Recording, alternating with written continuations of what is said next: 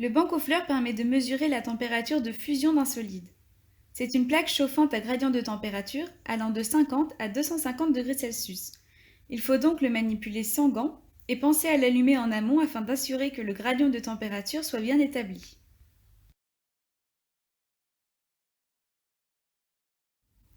Pour étalonner, on prend un solide dont on connaît la température de fusion. Ici, on a choisi la benzoïne qui a une température de fusion de 134,8 degrés Celsius. On choisit de préférence un solide qui a une température de fusion proche du solide que l'on souhaite tester.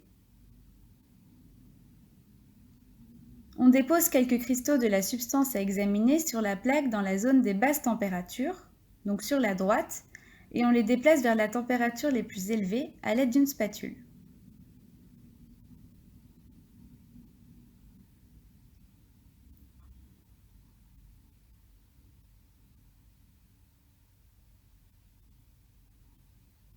Il suffit alors de repérer l'endroit de démarcation entre la phase solide et la phase liquide.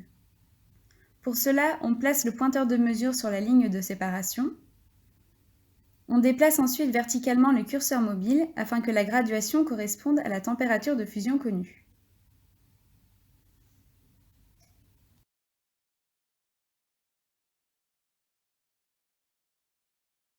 Pour mesurer la température de fusion du solide que l'on souhaite analyser, on va procéder comme précédemment. Donc tout d'abord, on dépose quelques cristaux de la substance sur le côté droit du banc aux fleurs, donc dans la zone des basses températures, et on les déplace petit à petit sur la gauche.